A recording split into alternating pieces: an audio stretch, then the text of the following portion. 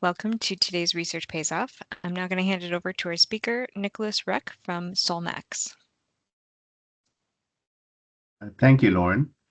Just to show you that I'm a live person and not AI or anything.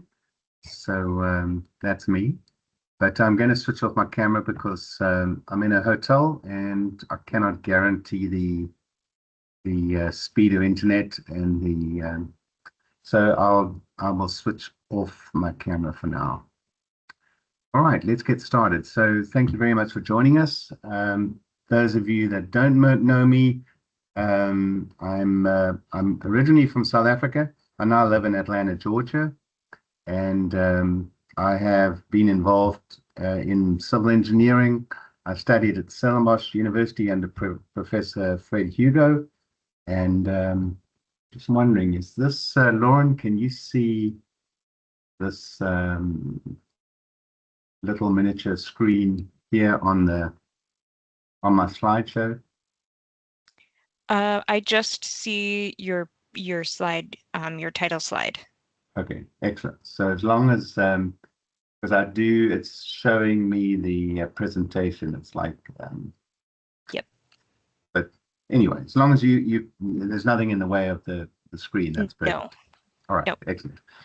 All right, so yeah, I've been involved in reflective cracking and asphalt for many years. My master's was on accelerated pavement testing. Those of you familiar with the model mobile load simulator, I was involved with that for a couple of years. And since then, I've been involved with reflective cracking to some degree. And I've been very fortunate to work with a lot of industry leaders. If I don't mention someone's name, not to worry, I'm sure I've touched or read some research related to it. But I've worked with the likes of Steve Brown in the UK. I've worked with Bob Litton, and there are many others out there. So it's been very interesting, and so I've learned a lot, and I keep learning. And the amazing thing is, I don't think reflective cracking, even though it's been a really heavily tested subject matter, we're still in a situation where we're still learning. And so hopefully today's presentation is not all doom and gloom. It's focused on maybe gaps that exist and room for improvement. But I think that relates to all fields of engineering. But there we are, a brief introduction, and let's get started. So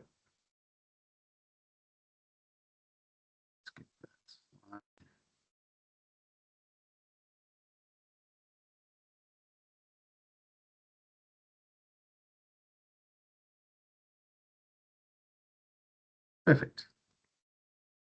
All right, so we have a table of contents, and to make sure we get the presentation finished on time, I'm not going to read the whole thing. Needless to say, we've got a lot to cover, focusing on reflective cracking in general.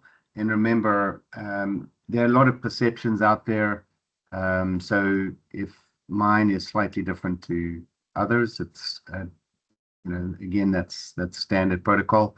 But today's presentation is going to focus on a certain aspect which relates to interlayer systems, both stress and strain relieving systems. And we'll look at some laboratory testing, of which there's been a lot, and there still is ongoing. And then we'll look at field validation, and then focus on some suggestions in terms of ways to improve the way that we address or tackle the subject matter. So first things in terms of fundamentals, this is about flexible pavements. So we know when we design a pavement structure, we typically understand that in the first structural design period or rehabilitation cycle, we're bound to get cracks that come from both traffic and the environment. And then ultimately, as we move into the second, third, fourth, fifth rehabilitation cycle, we start tackling what we refer to fondly as rehabilitation cracking. So why is cracking important? I mean, if you look at suspension systems on our vehicles, we can all handle driving 80, 90 miles an hour. We shouldn't be, but on roads that are cracked and distressed, it's not really a train smash if we have that. But the reality is, cracking is an indicator of performance. So, like it or not, it's similar to when we take our temperature. We know that it's a gauge for how things are going.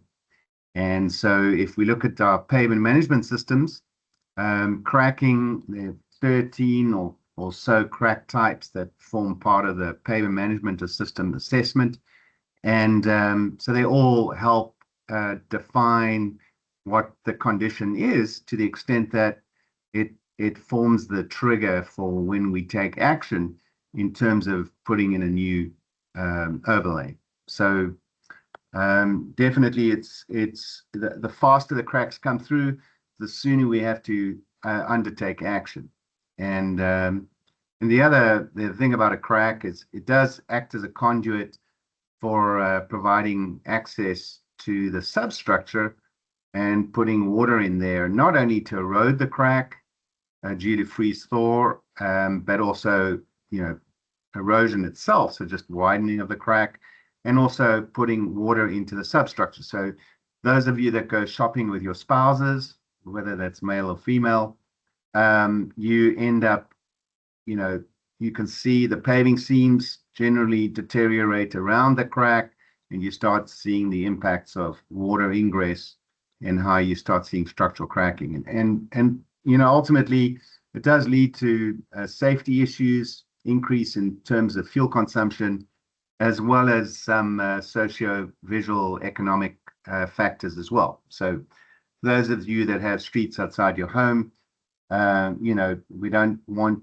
cracked streets, because it brings down the property values and things like that. But ultimately, at the end of the day, if you're driving through, like I'm in Pennsylvania at the moment, the streets are actually in pretty good condition. So they're spending their money wisely and maintaining their roads in a pretty good condition, unlike some other places, which I will not mention. But either way, so what makes reflective cracking such a complex and difficult subject matter? I think one of the things is, the only uniform thing about pavements is that they non-uniform. And it's amazing that we build roads with multi-million-dollar pieces of equipment, but yet our thicknesses vary continuously. We have to deal with varying subgrades. If you look at web soil and stuff, that on any project that you go to, you've got variable support conditions. And then added to that, we have variable material properties. So no matter how good we are with intelligent compaction and things like that, we still have variability. It's just inherent to pavement structures. And so the reality is that, to be precise becomes nearly impossible, because we're working with such large variability. So to try and predict crack performance, given all this variability, becomes extremely, not impossible, but very difficult.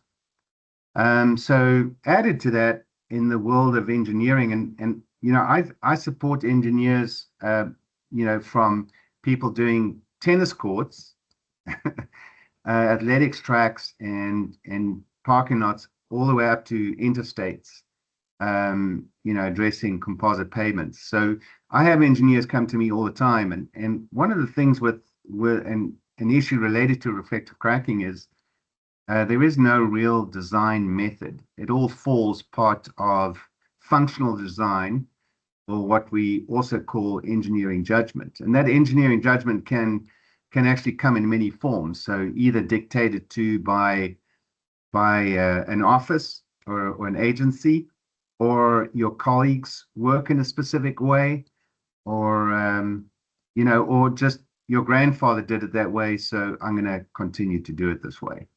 And it's amazing, because I have people swear blind that technologies that make no sense for a specific application, they feel that it's been working for the last 60 years, so they're not going to touch it and change.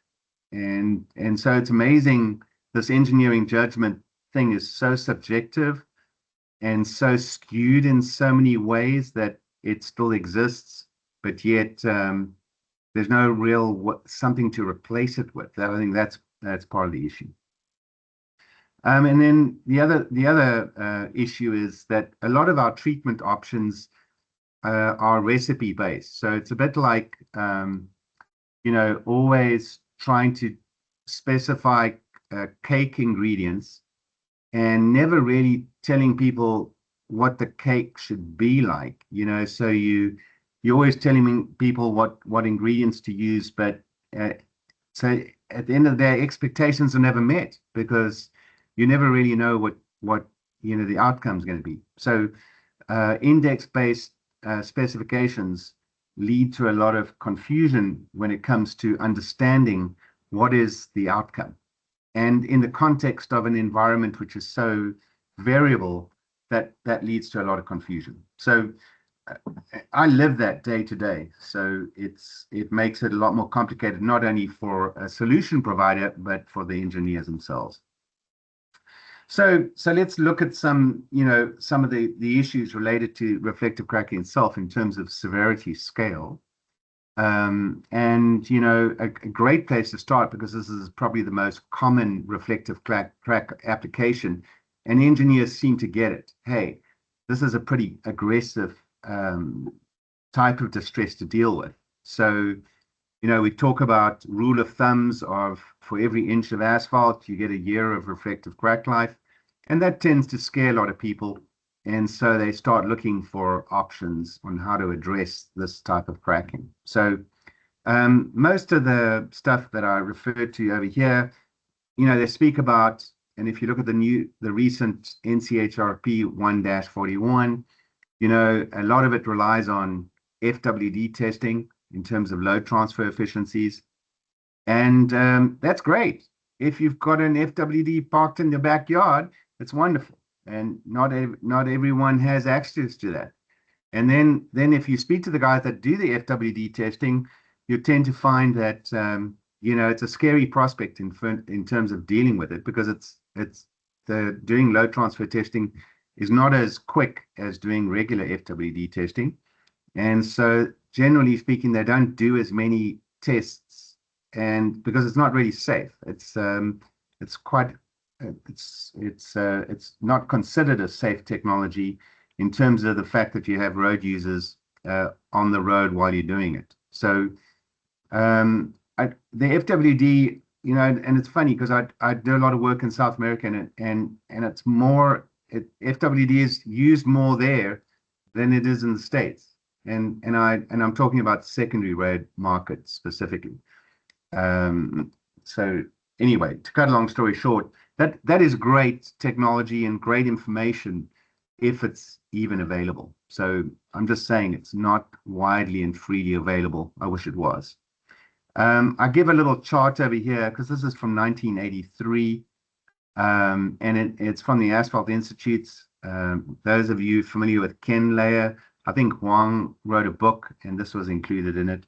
So that's the reference there. And it's interesting, back then, they were using slab length and temperature swings in terms of criteria to determine what thickness of overlay you should use to address reflective cracking. And at that time, they were considering a load transfer efficiency of around about 60% as the gauge in terms of acceptable boundary condition for load transfer efficiency for these values to apply. And you can see there, I think the minimum thickness, and I've got my glasses on, but I still can't read it. But I think that says about 4 inches, if I'm not mistaken, or thicker. And how many times do we actually have the luxury to go 4 inches? Normally, when you're overlaying concrete, you've got curb and gutter, and you don't always have the luxury to go that thick, or you have to start trying to mill into or grind into the concrete. But either way, just as a point of reference in terms of, again, the complexity. But if you've got load transfer data, it does make life a lot easier. But like I said, in many cases, you don't. And so what information is helpful to understand what is the level of activity of your joints? And so if you expand on that little chart that I showed you, there's a lot more criteria that can actually help you provide some indication of joint movement, all right? Because that's ultimately what's going to hurt the asphalt when you put it on top. And so you can see that there are a lot of variables that could impact joint activity. And you know, I haven't included all of them. I mean, that's the crazy thing about it. So, but at the end of the day, our company, when we're providing assistance, have this list of criteria that we use to try and gauge it, because the number of times that we get asked to provide a solution for a thin overlay on top of concrete pavements is large when they don't have any idea in terms of how bad the cracks or joints are moving, just that they are concerned with joint reflectivity. So this severity scale issue is pervasive. And it's the practicality of trying to link whatever's happening in the research world to the real world.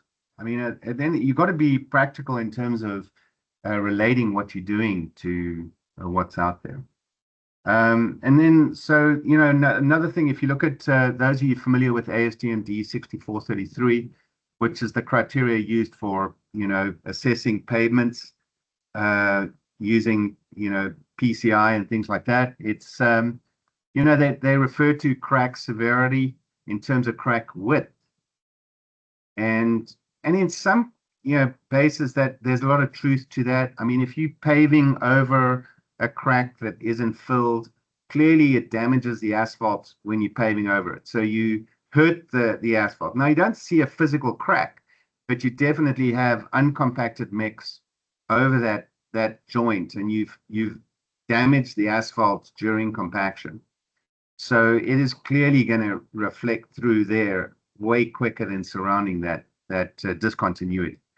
So crack width to some degree, and it causes a lot of confusion because we refer to crack severity in this light.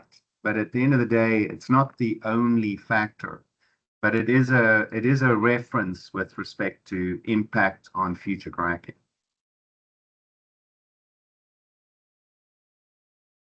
Now here's an interesting one, and I'm sure none of you have found a ninja crack in ASTM. And a ninja crack is really an invisible crack. So now you're going to say, well, what's the point of addressing invisible cracks when you can't see it? So the reality is you need to understand invisible cracks because they are there. And so they're essentially invisible for many reasons. One of them, simply speaking, asphalt is black and a crack is black. And to some degree, it's one of cracks and asphalt's are best friends because asphalt conceals cracks pretty nicely, whereas concrete has a much harder time concealing a black crack. Maybe they should color concrete black. But either way, the fact that asphalt is a thermoviscoelastic plastic material means it can actually flow crack before it actually becomes a visible crack. And I think in a research world, this is more relevant because you're normally testing asphalt at room temperature, and it's also, the asphalt is brand new. So if you look at this DIC representation of the side view of a 4-point beam notched strain control test, sorry, and that the order, that verbiage was totally wrong, but ignore that. But at the end of the day, this new technology, its ability to observe cracking, not only the propagation of the crack from the notch upwards, but the ability to actually see this crack. If you look at the asphalt specimen for that video representation, that is what the specimen looks like. So now you ask yourself, well, is the specimen cracked or not? And the reality is it is cracked. So the fact that material can be placed, and that's a 2-layer system, by the way. The fact that something can be used to intercept the crack is important from an understanding of what the material is doing to achieve that. So you'll see I reference DIC technology later in the presentation, but it's important for us to use this new age technology to, and some of you may have been using it for many years already anyway, but I do believe from a reflective cracking standpoint, it should be not mandated, but encouraged for use widely with respect to understanding crack severity, and especially regarding the presence of cracks that after milling appear not to be there. So if you look at it with the naked eye, you don't see it. But the fact that it's there means that even though you may have milled off the head of the giant, the rest of the giant's still there. So you have to take into consideration that it's still going to impact the performance of your overlay. Okay, so another a couple of factors, for example, deflection. So we know if we take a Knott's 4-point beam test and we start manipulating the strain levels and ultimately the deflection of the specimen, we can influence the rate of propagation. So it stands to reason that if you've got a thin pavement, flexible pavement structure versus a thick, your deflection levels are going to influence the rate of propagation. Now that clearly we're dealing with 18 kip axle loads, so you get less of them on a thinner structure than you get on a thicker, don't you? So you could say no, but it washes it out. Yes, practically speaking, it does. The issue is you're dealing with the reflective cracking. So you've got to understand that you'd put an 18 kip axle on a thin structure versus a thick structure, the rate of propagation is significantly different. So now you really do care if you're dealing with a 0.3 millimeter deflection on a composite pavement structure, or a 0.6 millimeter on a secondary road, maybe a major arterial. And so now your rate of propagation is different. And so you need to take that into consideration. So the system that you're using to address reflective cracking has to account for that. So if you don't address that in your engineering judgment, then you're missing something, aren't you? So clearly your decision making can be influenced significantly by taking deflection or criteria like deflection into account. All right, so there's method in my madness. So forgive the rambling at the moment, but I do get a bit excited about this stuff, but forgive me on that. So what about design methods? So again, I refer to this engineering judgment and functional design, or non-design even, as a basis. But, as a reflective cracking, it's amazing because as a person from industry, it's fantastic because it's one of the most tested subject matters, and our products have been tested widely without us actually having to spend a lot of money on it. So it's an extremely well-tested subject matter. And so if you look at documents like the NCH Repris, the synthesis done back in 2009, that's the 388, and you read that document, and at the end of the document you go, well, that was really interesting because it gives you a lot of guidance in terms of what tools you could use to address this, but it doesn't give you any guidance as to when to use what. Now there could be some liability concerns with respect to that, but in terms of helping the user to link the specific condition to a solution is not there. And at the end of the day, you argue, well, in asphalt, the use of asphalt mix, for example, has the same limitation. There's criteria on different mix types and different asphalt binders you can use, but there's not much guidance in terms of what to use where. It's not specific in any way. But anyway, so again, like I said, there's lots of references. So there have been many attempts to provide some sort of empirical design. And, I mentioned Steve Brown, so I was involved with the UK government. The UK government was one of the largest users of asphalt interlayers in the world at one time. And there was a lot of concern from them that they didn't feel comfortable on when to use what. And so they developed an empirical tool in the bottom right-hand corner. That's a face of a tool that was developed, again, based on the Paris law, to address reflective cracking. So what treatment method could be used to address reflective cracking on, with some very simple base criteria. So they described the crack type and what the pavement structure was, and Bob's your uncle. You got a reflective crack improvement factor for different materials that you could use. But at the end of the day, you look at other attempts that have been made. Bob Litton produced some really interesting works, a lot of interesting analytical approaches that he looked at reflective cracking. Richard Kim et al. Have also produced some very interesting work, but nothing at the end of the day linking the empirical approach to actual condition data. I think that's always been a limiting factor. So the inputs don't link to real world. You can do analysis, which is great, but that's about as close as it gets. So if you move to recent NCHRP 1-41, I'm sure most of you have seen that, reflective crack design model for MEPDG, and I know it's not called that anymore. That's how old the study is, because it was back in 2016. But, Litton and von Quintus did a really good job. And if you look at the basis for reflective cracking, especially for jointed pavements, they used a low transfer efficiency as the basis for predicting overlay thickness required to address reflective cracking.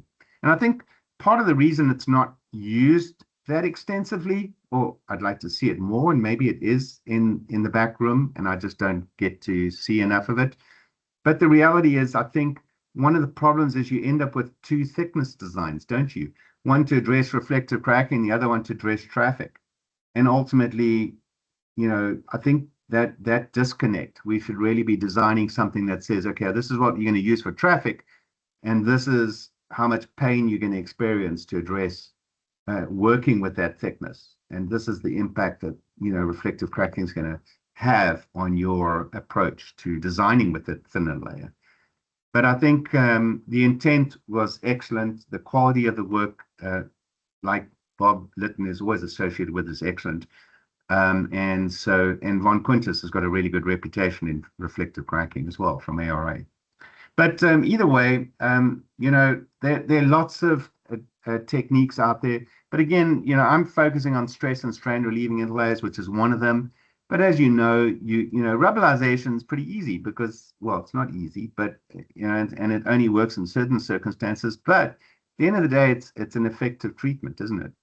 And when it is used, it basically, it's almost like doing reconstruction, isn't it? So ultimately, there are techniques out there. Saw and seal, for example, is a very clever way to,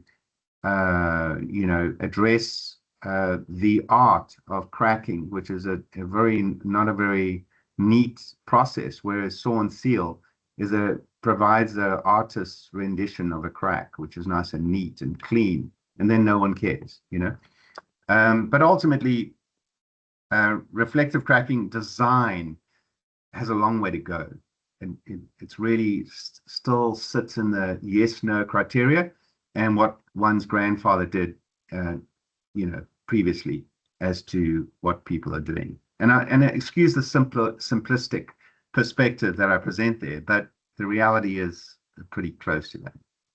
So, if you look at the stress and strain absorbing interlayers, so it's quite funny, the use of the term stress and strain absorbing is different to Europe. I mean, stress and strain, I think everyone understands stress because we're all stressed. But no, just kidding. I mean, ultimately, the way that the stress and strain absorption criteria work is presented differently. So don't get confused if you see a European context and a US context. But in our definition of stress absorbing is the ability to absorb strain without fracturing. Now, how weird is that? Well, we're looking at reflective cracking, so that would be pretty awesome, hey? And so the intent is for the material that you including as an interlayer does not rupture. And so sadly, everything around it does. But at least the material that you're using is self-preserving. It only focuses on itself. It doesn't really care what's happening around it. And so there are a couple of examples of that, and we'll present those shortly. So, paving fabric that's saturated with asphalt liquid is a great example. So you can stretch that nearly twice its length without it breaking. So that's great in a way. So it does have some crack attenuation characteristics, and it will protect the asphalt to a degree. But at some point, it will still survive, but the asphalt around it will crack. And so there's benefit to that, but we'll explain what that is shortly. The other form of system that you can use is a material that you choose that has a stiffness advantage over the material that you're reinforcing. So steel and concrete is a great example of that. It has a much higher stiffness modulus than the surrounding materials, and it actually carries stress to the extent that it protects the stress transfer into the concrete. All right. Now it has a boundary condition, like every material in engineering. And so if you have too much movement, the two materials separate. And then obviously its ability to do that type of performance falls away. So that's always a risk associated with this. But at the same time, it is a logical approach to it. So in asphalt, we would select a material that has a modulus advantage. And again, asphalt is thermoviscoelastic plastic, so its modulus changes with temperature and age. And so your material, you would wish to have a modulus advantage no matter what temperature it's at and also how old it is.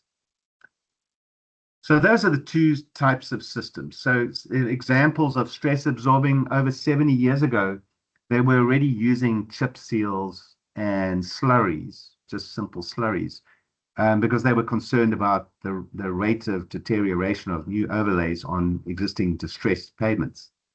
And so that was seen as a potential mitigation effect in terms of reducing the propagation of distress. I lump in strip membranes because today it's one of the most used interlayer types by DOT agencies in the United States are these strip membranes over joints specifically or over discrete cracks. And so that's also falls into the category of a stress absorbing. Remember, the ability to absorb strain to so it does offer some crack attenuation, but ultimately it's a self-preserving benefits that protect the substructure from moisture ingress are also a primary function. Now, NovaChip came along. Those of you, I've got a lot of gray hair. You probably saw in the introduction video, but NovaChip came and went pretty quickly. I hate to put it as a snake oil concept, but because normally snake oil technologies, survive the 5-year litmus test. But I think it's more than that. But either way, it was a very expensive, interlayer.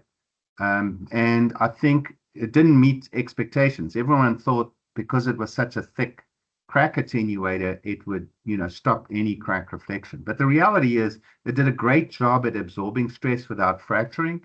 Sadly, the cracks still propagated through it.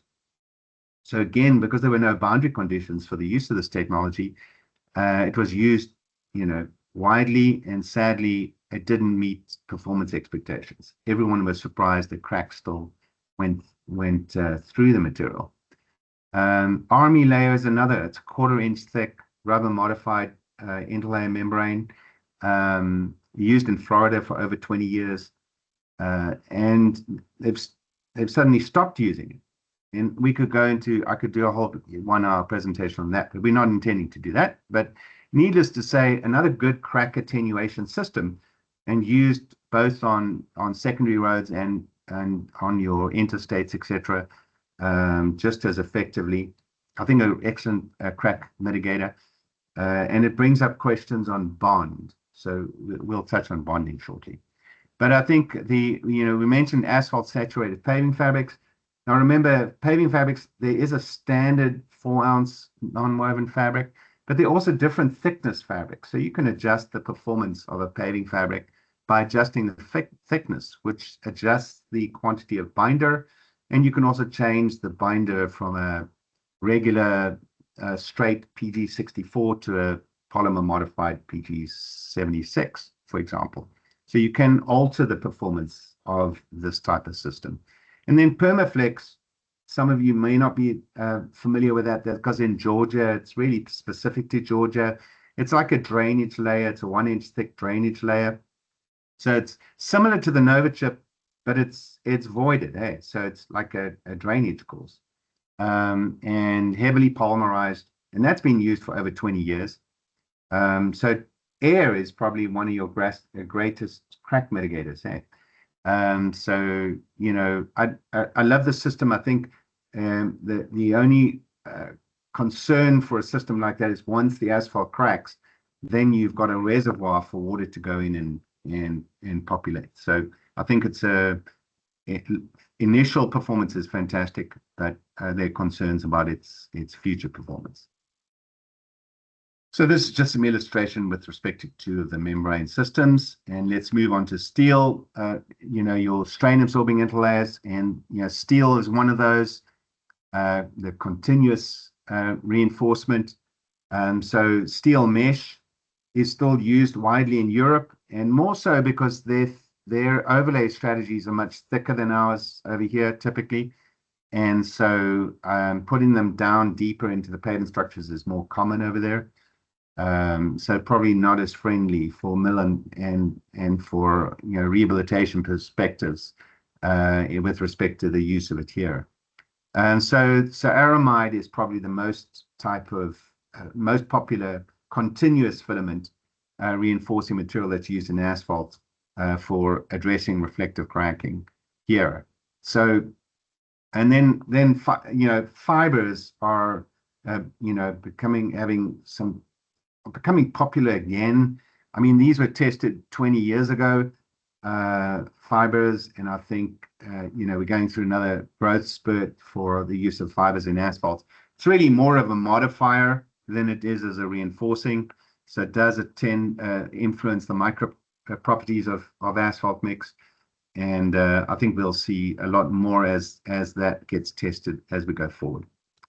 And then the third category, and I only mentioned two, but at the end of the day, you can combine a stress and strain absorbing interlayer. And it's interesting because remember we mentioned that, you know, there's a boundary condition between the amount of movement that can take place between your reinforcing material and the asphalt. And so if you exceed it, you can break it. But if you combine a stress and strain absorbing one, you can enhance the bond and maintain it without compromising the bond between the two materials. So there are ways to increase the performance of these combined systems.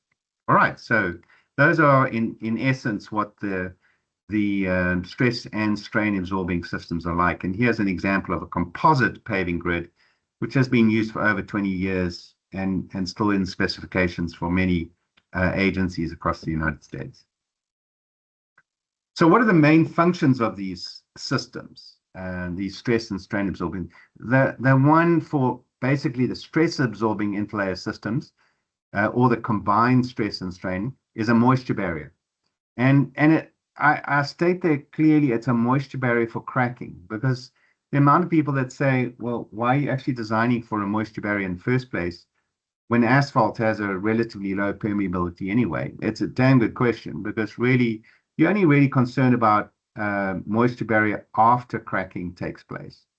And so the ability for the interlayer system not to rupture and therefore maintain a low permeability, even though a crack has passed through it, allows water still to trickle through, because you don't want the water to stay trapped on top of the interlayer. You want it still to pass through, but you don't want it fast enough that it actually saturates the underlying materials, because when it saturates it, you have structural loss and you actually deteriorate around the discontinuity. So that's what moisture barriers are for cracks. And then reflective crack mitigation speaks for itself. You're trying to delay the crack from coming up. Why? Because you want to delay future rehabilitation. And so, you know, composite joint cracks, if you consider one inch for, well, 1 year of life for every 1 inch of asphalt, clearly after 2 years, you could get, you know, a high rate of reflectivity and ultimately significantly influence the need to come back and do rehab. But the other factor that has become more popular, really after that TAC code study that was done, evaluating emulsions and stuff, it really became popular in understanding the performance of the bonding of interlayer systems. And so, yes, there's been some very interesting studies. I think the only thing I could add regarding bond strength is having too high a bond strength can actually be misleading. And so I'll leave that statement in the air and come back to it. And then the fourth one, which is not used as commonly, because asphalt and pavement design works very well today. I don't think there's an issue with our design methodology. But there are situations when you have pavements that have been designed 40, 60 years ago that are now found to be wanting because, your traffic situation has changed. And so you need to increase the capacity of that structure, and you've got curb and gutter. And then ultimately, you'd have to dig out and actually create a much thicker structure to handle additional traffic, whereas you can use some technologies to assist in improving the performance. It's not a magic bullet. You can't turn a residential street into an interstate, but ultimately you can improve carrying capacity of a structure by using a strain absorbing system. So those are the primary functions. And now, how do we test for them? So there, again, I've been very fortunate to work with many people and seen a lot of good testing and a lot of really bad testing. So one of the things that we try and do is torture tests are great because they're fast and they're relatively inexpensive. The sad thing is, from a crack propagation standpoint, they give you an indication of fracture performance, but they don't give you an indication of propagation performance. And I have to urge that, because it's when we introducing the material into layers of asphalt, then one has to consider the rate of propagation and boundary conditions. So if you start fracturing something to the extent that you're damaging it, excessively, then you're introducing a boundary condition that exceeds that in which the materials can perform. So ultimately, you're failing the system before you even start testing. And I don't have a problem with understanding the performance of asphalt's fracture properties, but I do have a problem with it being able to adequately or reasonably assess the performance of the interlayer system. So some other considerations, I love gyratory compacted specimens because of the quality of the compaction. And there's still people out there that still feel possibly it's not ideal or fantastic. However, it is definitely, from a repeatability standpoint, way better than anything else. So doing multiple layer lifts in a gyratory compacted specimen is actually great. The problem is, for strain absorbing systems, the gauge length between a crack and the edge of the specimen is too short. So you have size constraints. And so I wish we could do gyratory compacted slabs. That would be pretty cool, but essentially we're not there yet. So slab compaction still remains a big issue, and size of specimen remains an issue today for laboratory test choices. And then, temperature effects as well. Again, asphalt is a thermo-viscoelastic plastic material. New asphalt performs differently to old asphalt. At room temperature, you saw the ninja crack. The ninja crack can occur without becoming visible at room temperature. So then the minute you have that type of situation, noise introduces itself. I mean, if you didn't have DIC technology, you have to bring out, you have to employ I don't know, one of these people that does prediction of outcomes, or you just wouldn't be able to understand what's going on adequately. And it's interesting because if you worked with guys like and I shouldn't call Dr. Litton a guy, but If you work with professionals like Dr. Litton, then he had an innate ability to be, his intuition was incredible. And so he had a really good understanding of the technology just by feel. And so it's not often that you get people out there like that. So, but at the end of the day, you know, all of these limitations, we have to live with them. I've seen, you know, the 3-point bending test that came before the 4-point bending test. That was a crazy technology because it was essentially a flow test, and toilet paper really worked well in that. You know, you could make anything look good in that test. And the sad thing is that it was what was available. And so while it existed, it did something. It showed that whatever you put between layers of asphalt would work. And ultimately, thank goodness we've moved to a 4-point beam strength control test, because that's changed our understanding of how these materials work completely. So this putting, you know, a square peg in a round hole is a very good example of sometimes we stuck with what we have to work with. And it's interesting, you know, the semicircular bending test. I've seen people make specimens and then recut them so that they can produce a semicircular specimen, whereas the material hasn't even been placed relative to it correctly. But anyway, that's all some of the limitations we have. But ultimately, you know, if you look at this, you know,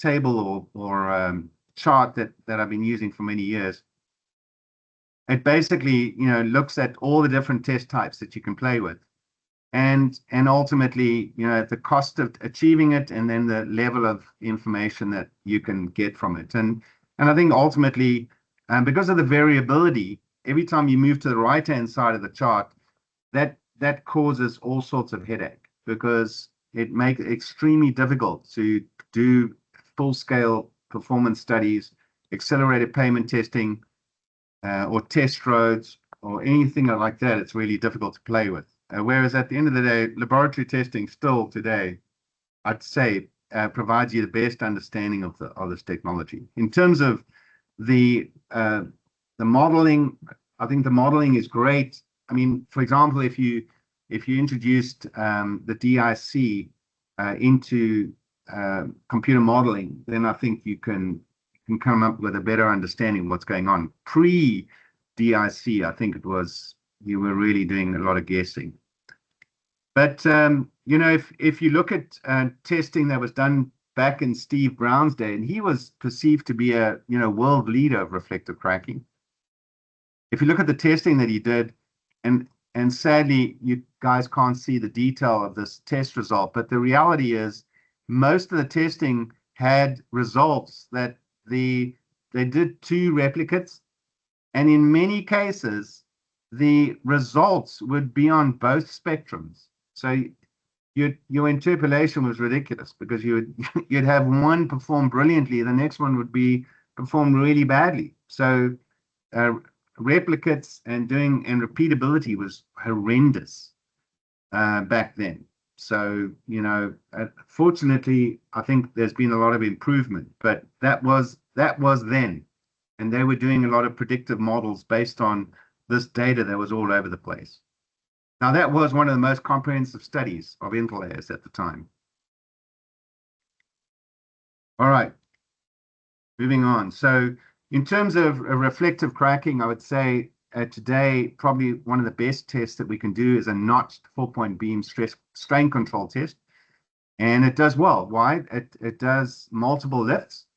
You can, with the advent and moving away from the constant volume compaction device, I think the quality of the slabs have been improved, so you can actually get much better quality and better repeatability, which poor old Professor Brown didn't have in those days. The 4-point beam does have the ability to accelerate it. I think they allow you up to 3,000 microstrain. The limitation of the test is that the specimen length is like 16 inches.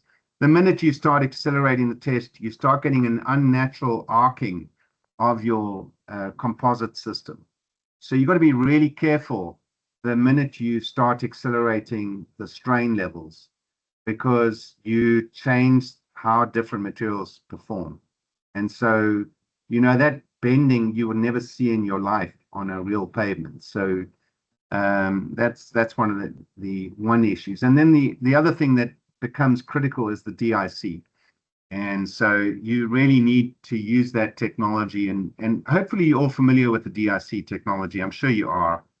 Um, like I say, all these results that you see in this little image down below are all non-visual. And it was very weird for me because in the past, I've always used visual criteria based on the performance. So when I saw cracks propagating, after reviewing the results and then looked at the specimens, none of them were cracked.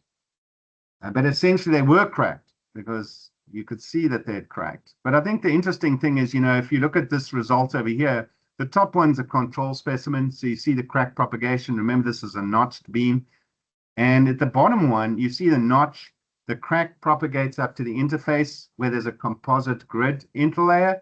And you can see after 2 million cycles, the stress is redirected horizontally, which is the way that the reinforcing systems are supposed to work.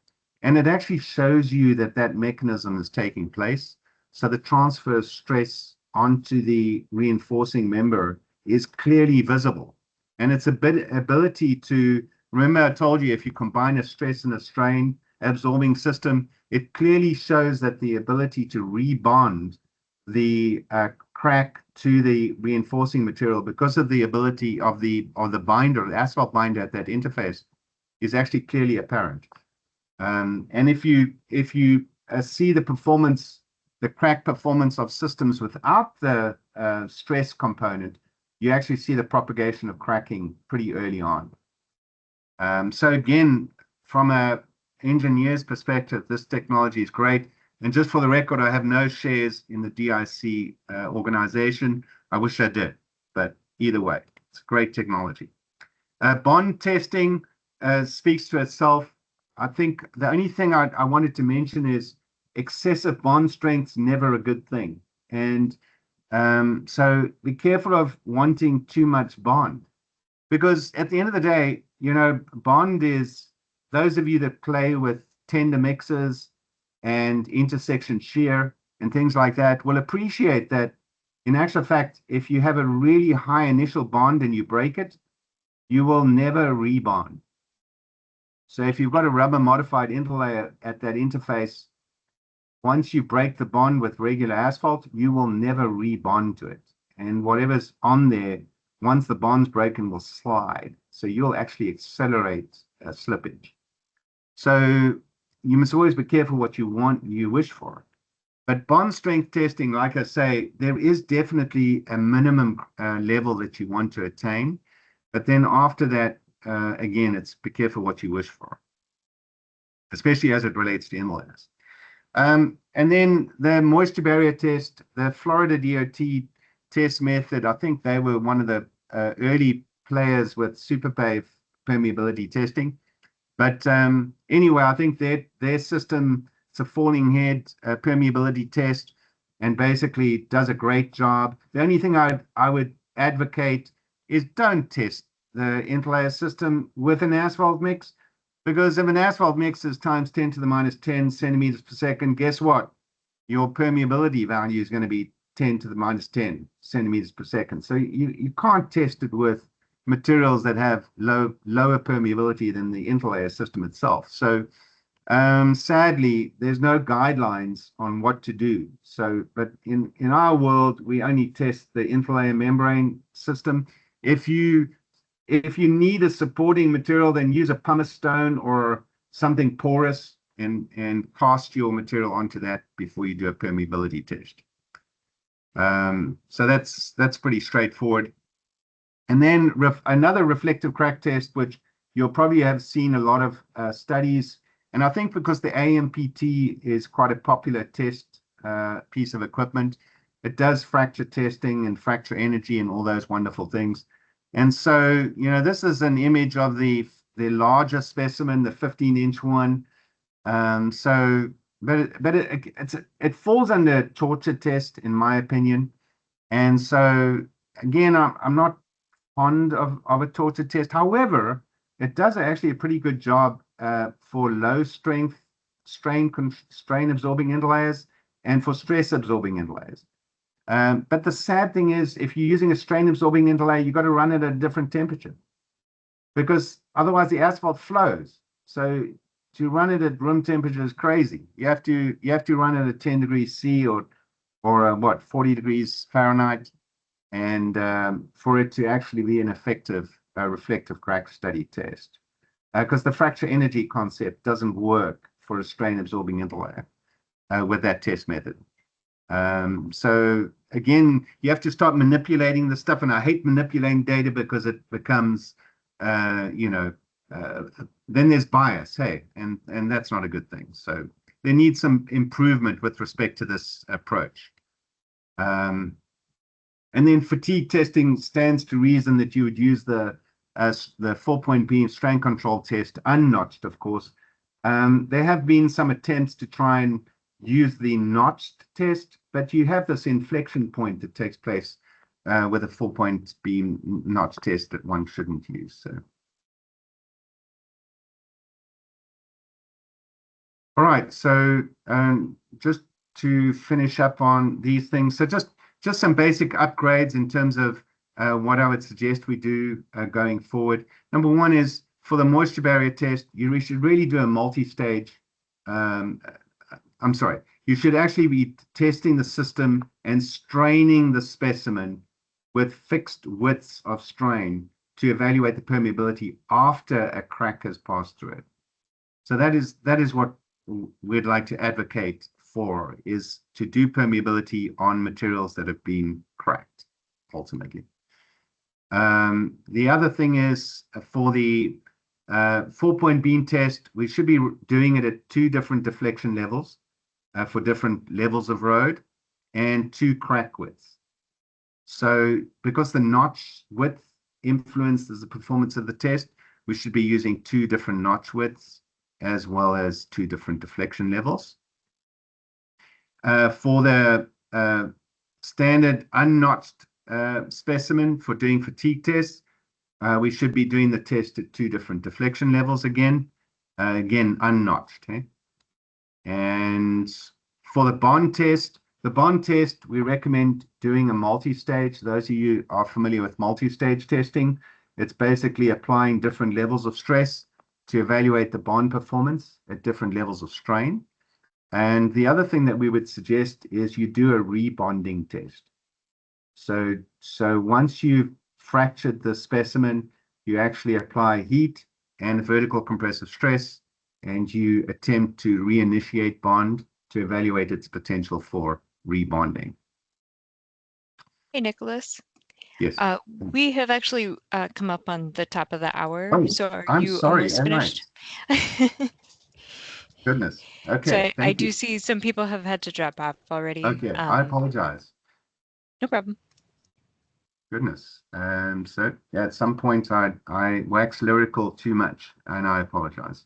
So the presentation itself is essentially finished. I think if someone's interested in it, do you publish or request a PDF copy, or do you Yeah, we make it can post available? a PDF of it if you would like. I can add it to the website, and we'll have a recording of this available as well. But people may want to view the presentation as well, just on its own. All right. So whatever format you want, I'm running to the airport now, but I can definitely send it to you when I get back to another hotel. Sure. This evening. I'm going to copy your email address and add it to the chat as well, so that people can maybe email you if they'd like some more information or want to discuss a certain part in more detail. So I have added your email into the chat. I see Bernard has a comment here, and I'll just copy and paste that and maybe send it to you in an email as well. But I just want to be sure that we are letting people off if they need to No, go? I really do apologize for that. I did practice this multiple times, but sadly, I think the excitement of the event got the better of me. So I apologize. Sure, no problem. Um, yeah, I see several thanks for the presentation. So we appreciate your time, and everyone else who's here still appreciate you being with us. And again, his email is in the chat, and if you aren't able to grab it for some reason, you can let me know, and I can pass you on as well. Thank you Otherwise, all for joining us. And was there anything else you wanted to say to kind of wrap up? no, I think, yeah, ultimately the intent was just simply to land at an improvement of existing test methods, which I've now completed. And I think, yeah, I think you can, anyone that wants to review the presentation, you have any questions, feel free to reach out to me. Great, thanks so much. And thank you for the opportunity. We will sign off and say goodbye and see you next time. Thank you, Lauren. Thank Thanks, you. everyone.